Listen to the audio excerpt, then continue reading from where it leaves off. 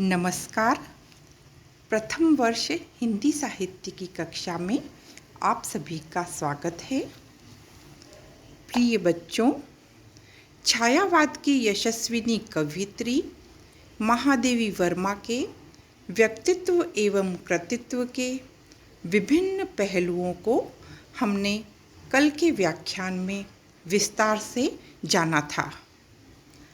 आज के व्याख्यान में हम महादेवी वर्मा के काव्य के मुख्य स्वरों एवं अन्य भावात्मक एवं भाषात्मक विशिष्टताओं का अध्ययन करेंगे। बच्चों, सूर्यकांत त्रिपाठी निराला महादेवी वर्मा को हिंदी के विशाल मंदिर की सरस्वती कहते थे।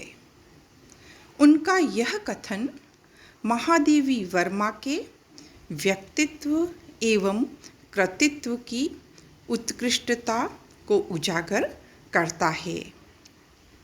महादेवी वर्मा का संपूर्ण जीवन निरंतर अध्यवसाय का जीवन रहा, जो उनकी रचनाओं में हमें सर्वत्र दृष्टिगत होता है। उनकी वैचारिक एवं भाषात्मक परिपक्वता हमें मोहित करती है। छायावाद को नई ऊंचाइयां देने में महादेवी वर्मा का पूर्णतः योगदान है।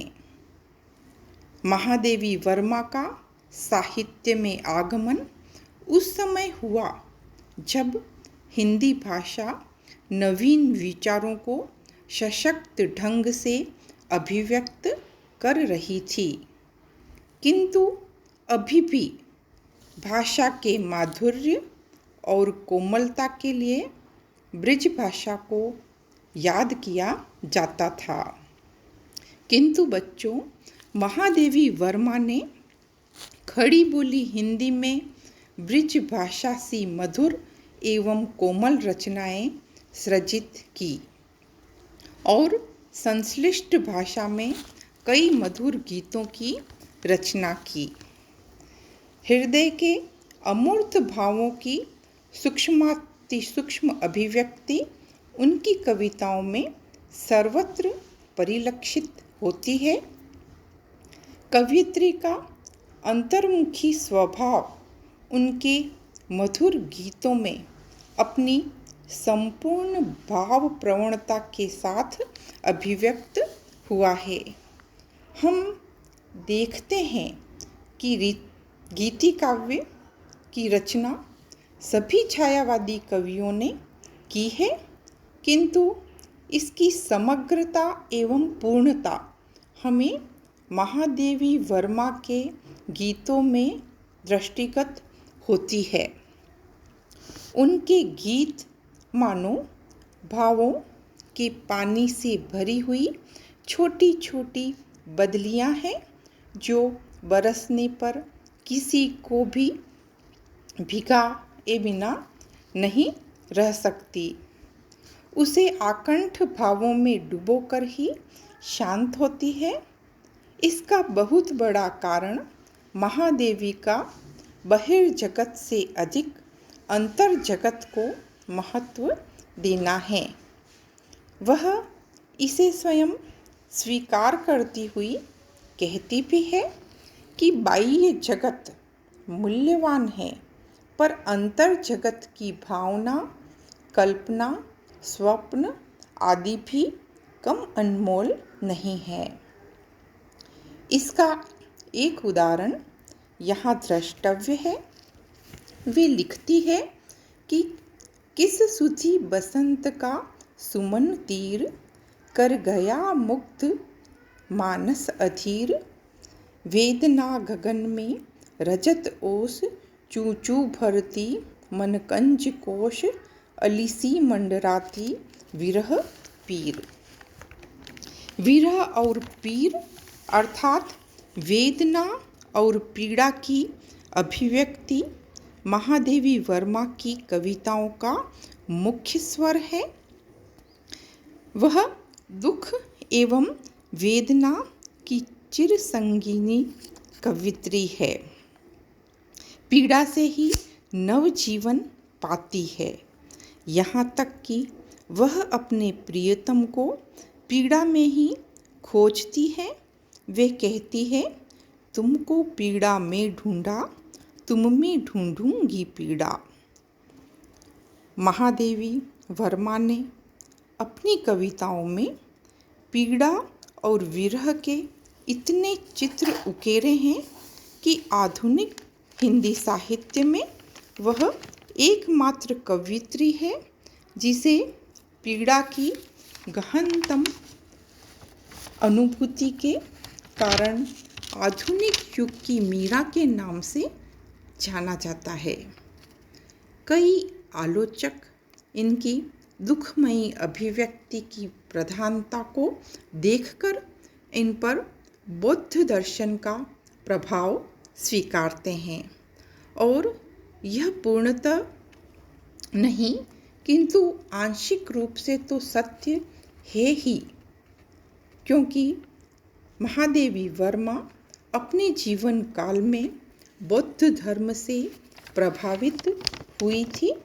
अपने कई वक्तव्यों में उन्होंने इसे स्वीकार किया है, किंतु बाद में वे महात्मा गांधी से प्रभावित होकर जन सेवा की ओर उन्मुख हो जाती है।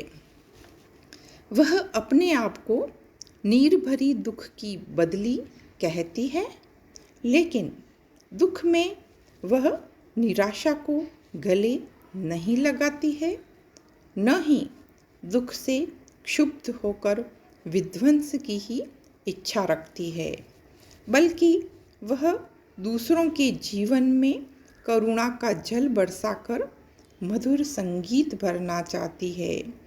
वे कहती है, मेरा पग पग संगीत भरा, श्वासों में स्वप्न पराग झरा, नभ के नवरंग बुनते दुकूल, छाया में मलय प्यार पली।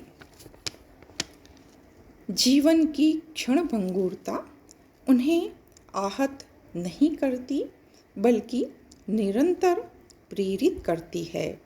वह कहती है, परिचय इतना इतिहास यही, उमड़ी कल थी मिट आज चली। विरह महादेवी के जीवन में पूर्ण रूप से संपूर्णता का बोधक है। वह अपने संपूर्ण जीवन को प्रिय से विरह का वरदान मानती है। वे जीवन को विरह का जलजात मानती है, जो असीम प्रिय के प्रति समर्पित होकर ही अपनी सार्थकता को पाना चाहता है। बच्चों, महादेवी के विरह के गीतों में रहस्यात्मकता भी विद्यमान है। वे आधुनिक हिंदी भाषा की प्रथम रहस्यवादी कवियत्री हैं। रहस्यवाद की कई अवस्थाएं हमें उनके काव्य में मिल जाती है।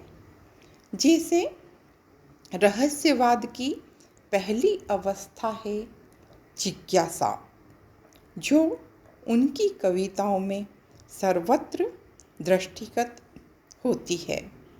वे कहती हैं, कौन तुम मेरे हृदय में, कौन मेरी कसक में, नित मधुरता भरता अलक्षित।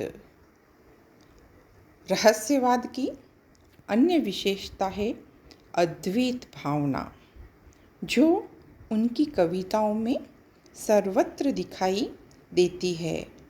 उनकी बीन भी हूँ मैं तुम्हारी रागिनी भी हूँ कविता प्रिय से अद्वैत अवस्था का अनुपम उदाहरण है। दूर होने पर भी अखंड सुहागिनी होने का विश्वास महादेवी वर्मा के रहस्यवाद की आस्थामूलक प्रवृत्ति को अभिव्यक्त करता है।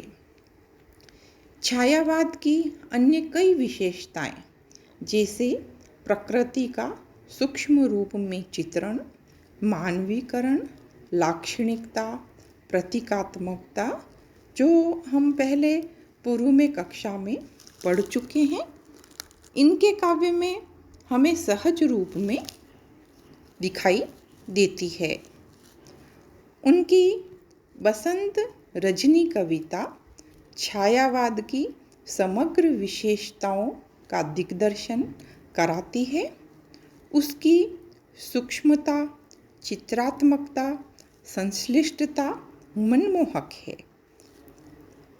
गतिमयता वहाँ जीवंत हो उठती है जब वो कहती है, धीरे धीरे उतर क्षितिज से आ बसंत रजनी, तारकमय नव वेणी बंधन, शीश फूल कर शशि का नूतन, रश्मि वलय सित नव अवगुंठन, मुक्ताहल अभिराम बिछा दे, चितवन से अपनी पुलकती आ बसंत रजनी। महादेवी वर्मा की भाषा भावों के समुद्र से निकलकर मधुरता के दुग्ध से नहाई हुई सी लगती है। संस्कृत भाषा उनकी भाषा में मिश्री की तरह घुल मिल गई है और उनके शब्द सजीव चित्रों का अनुपम उपहार है, जो हिंदी भाषा में एक नया दृश्य संसार उत्पन्न करने की क्षमता रखते हैं। बच्चों, अंत में हम यही कह सकते हैं कि महादेवी का काव्य संसार करुणा, प्रेम, उदारता, त्याग, दुख का आनंद, समष्टि चिंतन, रहस्यात्मकता, संवेदना, मानवीयता, उदात्त भावना, भाषिक सजगता के ताने बाने से बना है। एक भावमय, संवेदनशील एवं मानवीय समाज बनाने में उनका महत्वपूर्ण योगदान है। उनकी कविता में निरंतर जीवंतता के स्वर हम सबकी प्रेरणा बन सकते हैं। वे कहती हैं, वे मुस्कुराते फूल नहीं जिनको आता है मुरझाना, वे तारों के दिए नहीं जिनको भाता है बुझ जाना, ऐसा तेरा लोक वेदना नहीं, नहीं जिसमें अवसाद, जलना जाना नहीं, नहीं जिसने जाना मिटने का स्वाद, क्या अमरों का लोक मिलेगा तेरी करुणा का उपहार, रहने दो हे देव, अरे यह मेरा मिटने का अधिकार। धन्यवाद।